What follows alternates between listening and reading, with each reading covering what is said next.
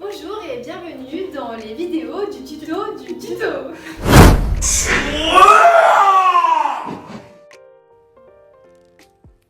Donc on va voir comment résoudre un exercice récurrent où l'on vous demande le nombre de comprimés qui peuvent être délivrés en fonction du jour où le patient se présente en pharmacie. Alors pour rappel, la durée de prescription maximale pour les médicaments non listés est de 12 mois. Elle est également de 12 mois pour les médicaments listés 1 et 2. En revanche, elle n'est que de 28 jours pour les médicaments stupéfiants. Pour rappel également, le délai pour venir en pharmacie après prescription est de 1 an pour les médicaments non listés si vous voulez vous faire rembourser.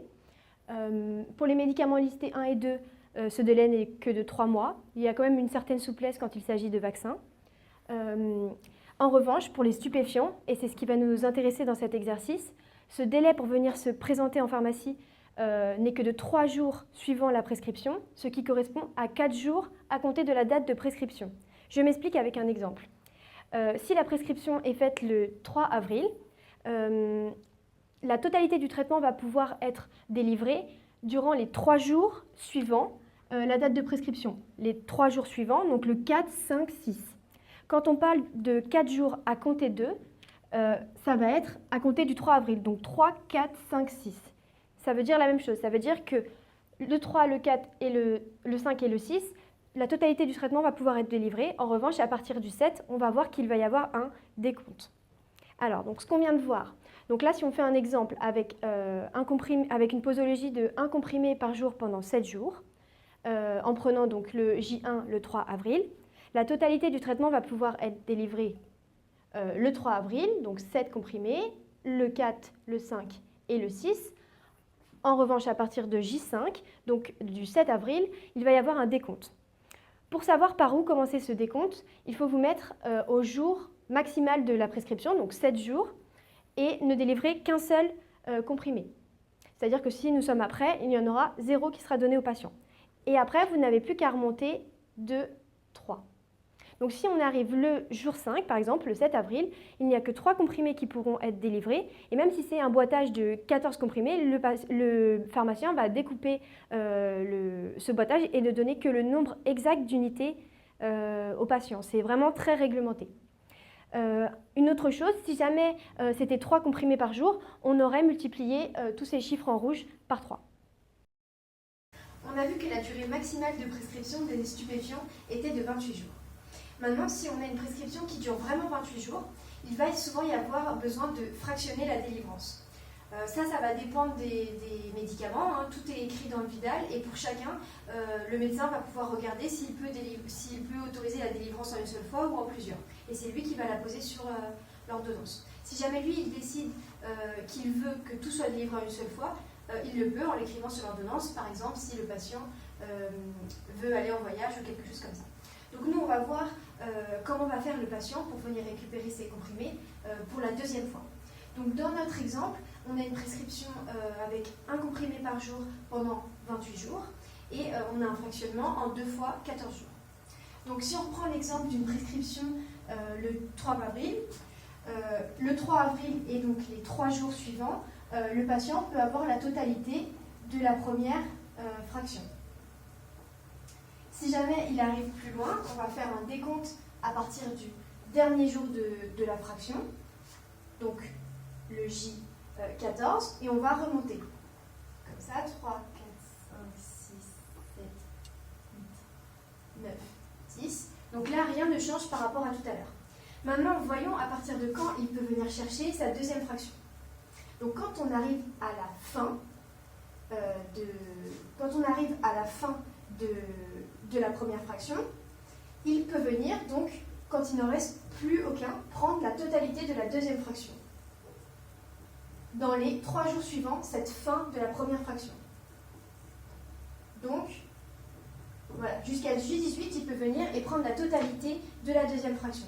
Et ensuite, il va y avoir 10, 9, etc., comme on avait vu tout à l'heure, en ce qui concerne la suite, si jamais il ne vient pas le bonjour.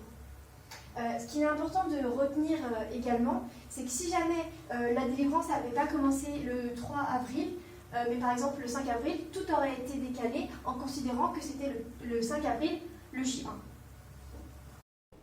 Donc maintenant qu'on a vu le côté théorique, on va pouvoir faire une application avec la correction des questions des 2 dernières annales qui portent sur ce sujet. Donc si on prend la question 10 de l'année dernière, je vous lis l'énoncé. Le 17 mai 2018, un médecin prescrit à un malade des comprimés de Subutex 2 mg, assimilés stupéfiants, pour une cure de 7 jours à raison de 1 comprimé par jour. L'ordonnance est présentée à la pharmacie le 21 mai 2018. Alors là, la clé pour réussir ce QCM, c'était de savoir que les assimilés stupéfiants n'ont pas cette particularité qu'ont les stupéfiants de devoir répondre à la règle des 3 jours. Ils répondent à la règle des médicaments listés 1 et 2 et les patients peuvent donc se présenter en pharmacie dans un délai de 3 mois.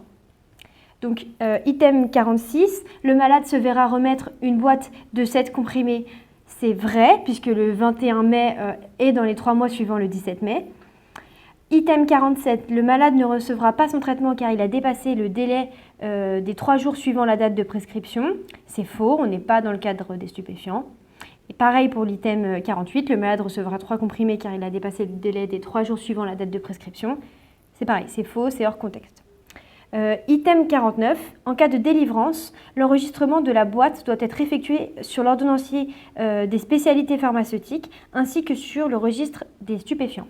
Pareil, les assimilés stupéfiants n'ont pas à apparaître forcément sur le registre, n'ont pas à apparaître sur le registre des stupéfiants, donc c'est faux également.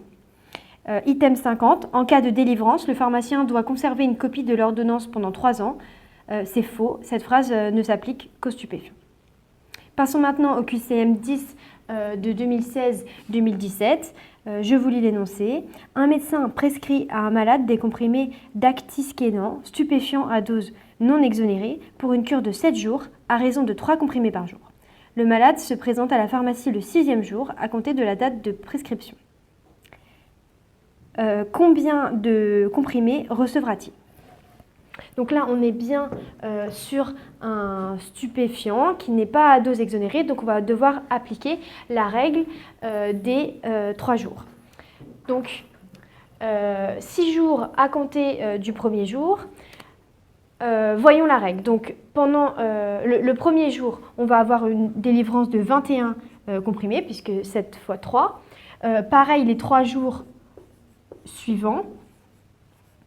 Et pour les derniers jours, on va repartir du dernier jour de prescription, donc le jour 7, où on a, un seul comprimé, une seule dose, donc 3 comprimés. Et puis on va remonter de 3 en 3, donc ici ce sera 6 et ici ce sera 9.